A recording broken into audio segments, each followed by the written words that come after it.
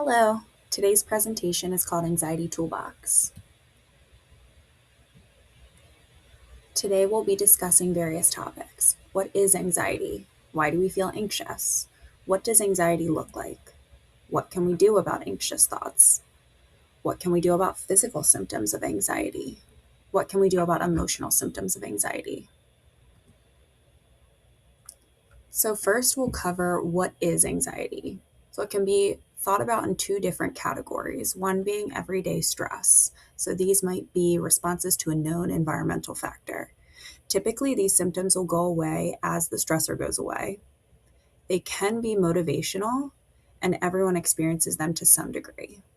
And then if we pivot, then we'll think about clinical anxiety, which can occur with chronic stress, major stressful events, or you might not be able to identify what the stressor is. The symptoms often persist after the stressor has gone away and will often cause distress that interferes with life and doesn't necessarily motivate us. And not everyone experiences these types of anxieties and stress. So why do we feel anxious? From an evolutionary standpoint, anxiety can be thought of as your brain's way to protect you from something dangerous. When you're feeling anxious, your fight or flight system is activated. That same system that's activated in times of physical danger, like being chased by a tiger. Unfortunately, sometimes our brains misinterpret the danger and think that things make us anxious, such as social interactions and assignments. Our brain interprets them as being dangerous, just like being chased by a tiger, and triggers that fight or flight system. The digestive system shuts down to create more energy for running. This makes our mouth go dry, causes a loss of appetite. Sometimes your vision might get sharper, looking for signs of danger. You might notice your heart beating faster to send blood to leg muscles.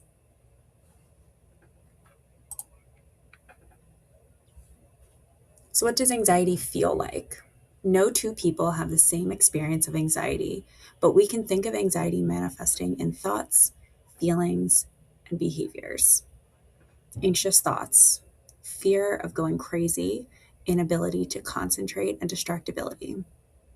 The thoughts might sound like everybody hates me when I'm hanging out with a group of friends, or I'm going to fail before taking a test that you've studied for. Anxious feelings. It might feel like nervousness, tension. You might feel wound up, on edge, panicked, fearful, jittery, or frustrated. Anxious behaviors, avoiding the situation, freezing, fleeing the situation, or seeking comfort. Sometimes we might notice hyperventilating, pacing, or having difficulty speaking. Physical symptoms. Those could include racing heart, sweaty palms, headache, muscle tension, GI upset, or shaking. So, what can we do about anxiety? There are many evidence-based and scientifically proven treatments for anxiety, one of which is cognitive behavioral therapy, or CBT. CBT says that our thoughts, feelings, and behaviors all influence each other. We can't change our feelings, but we can change how we're thinking or acting, which in turn will change our emotions. With anxiety, we engage in unhealthy thinking patterns, which leads to unhealthy behaviors and reinforces the cycle of anxiety. Cognitive behavioral therapy helps us recognize those unhealthy thoughts and change them, which then changes the behavior and the feelings. Some of the unhealthy thinking patterns are also described as cognitive distortions, and there are lots of different kinds of them. Many people can often relate to one or two cognitive distortions which they frequently engage in. Which ones stand out to you? On the right-hand side, you'll see quite a few different cognitive distortions that are listed out. And a lot of times people might notice as they're reading through them that a lot of them resonate, which is not uncommon. So I usually encourage my students to think about one or two that feel most fitting for them, that they notice most often. Oftentimes, cognitive distortions manifest in automatic negative thoughts that just seem to pop up and that we have no control over. One way to gain awareness of your automatic negative thoughts is to complete a thought log that includes the situation that made you feel anxious, the automatic negative thought that came up, and the emotion that's associated with that thought. Over time, you can start to notice what situations make you feel anxious and what your common automatic thought may look like. For example, I see a friend on campus wave and they don't wave back. And maybe that automatic negative thought is they hate me, and noting what other emotions might be triggered by that automatic negative thought. So, what do we do about these automatic negative thoughts? When you notice them pop up, you can question it by asking yourself, what is the evidence for this thought? What is the evidence against this thought? Is there an alternative explanation? Is this thought 100% true 100% of the time? Is this thought helpful? Usually, questioning your thoughts like this can help you realize that there may be an alternative explanation or another more helpful way of thinking about this situation. Another helpful component with questioning the thoughts as they come up is it does give us a moment to pause as opposed to letting the thought continue to move in a negative direction. Replacing negative thoughts with adaptive thoughts. Once you've been able to talk yourself out of an automatic thought, you can come up with a new adaptive thought. An adaptive thought is one that is more realistic, true, and helpful. Over time, questioning your automatic negative thoughts and replacing them with the more adaptive thoughts can help you feel less anxious and engaged in less anxiety-driven behaviors. If your automatic negative thought when your friend didn't wave back was, they must hate me, did you find evidence against that thought? Did you find a new adaptive thought that might be, they may not have seen me, or maybe they were distracted, or I am worth more than what others think of me? What to do about the physical symptoms? For the physical symptoms of anxiety, deep breathing techniques can be helpful. There are many different deep breathing techniques. One might be triangle breathing, box breathing, 4-7-8 breathing, and we can try one together. So we'll breathe in, hold, breathe out, and hold. And if you use the visual on the screen, that will help continue this exercise. What to do about physical symptoms. Another example of what could be helpful might be progressive muscle relaxation. You cannot be in a state of relaxation and stress at the same time. By tensing and then releasing your muscles systematically, you create a state of relaxation in which your body regulates your fight or flight system.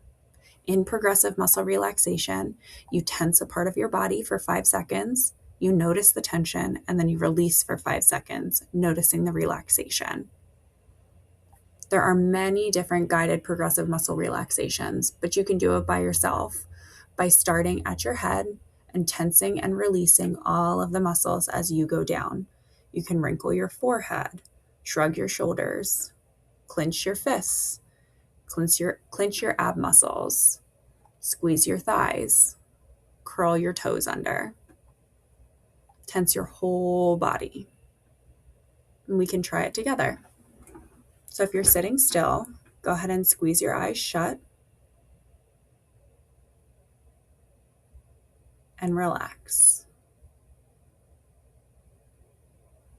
Go ahead and shrug your shoulders up to your ears. Notice the tension and relax. Go ahead and clench your fists really tight and notice how that feels. And then relax and take note of how it feels as you relax. Tighten your thighs by squeezing them together. And notice how it feels like to release that tension. And go ahead and tense your whole body. And as you release, take note of what you're feeling. So what do we do about the emotional symptoms? Sometimes we can't just talk ourselves through them and just need to accept the feeling. Mindfulness is simply the act of noticing without judgment what is occurring. This non-judgmental approach helps us understand ourselves better and allows us to move on without holding on to the emotion. And what you'll see below is the RAIN technique. So if we work through each of the letters, the R is for recognizing what's happening, taking a moment to check in with yourself. What's going on right now? How are you feeling both physically and mentally? Allowing the experience to be as it is. Try not to be too hard on yourself or suppress your emotions. Allow yourself to feel what you're feeling without judgment. Investigate with kindness. Why do I feel this way? Observe your thoughts and pay attention to where in your body you're feeling your emotions. Nurture non-identification. Remind yourself that you are not determined by your emotions. Recognize that what you're feeling is temporary and will eventually pass.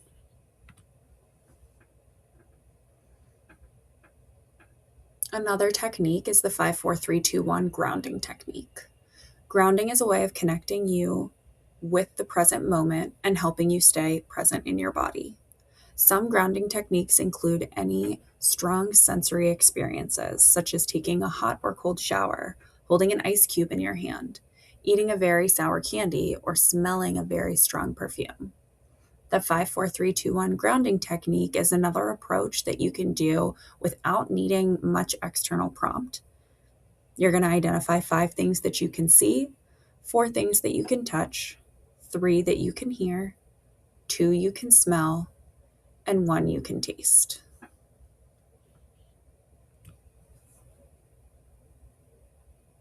What if I want to talk to someone about anxiety? You can come see us at the Wellness Center. We're located on the 2nd floor of Winslow, and we are open Monday through Friday, 8:30 to 4:30. We're closed from 12 to 1 for lunch. If you did need to speak with someone, you can contact Campus Safety and they'll get in touch with us. You can stop by to schedule an appointment. You can give us a call at 410-857-2243, or you can use the online system through our portal page. How can the Wellness Center help? Your first appointment will be an intake. The counselor will share our Pathways to Care model, which you'll see on the right, to help decide which service is right for you. You have 6 to 8 free individual counseling sessions per academic year. And there is also a longer-term fee-based option called WESP, which could also be available if that's something you're interested in. We also have crisis services, including urgent walk-ins during all business hours and an on-call counselor who's available outside of business hours for emergencies. Additionally, we offer groups. We offer single sessions if there's something that you feel a little bit stuck on or something that's really causing you a lot of stress and you just want to explore that one stressor. We welcome that as well. Thank you for your time, and I hope this was helpful. Please feel free to reach out to us if you need anything else. Thanks so much.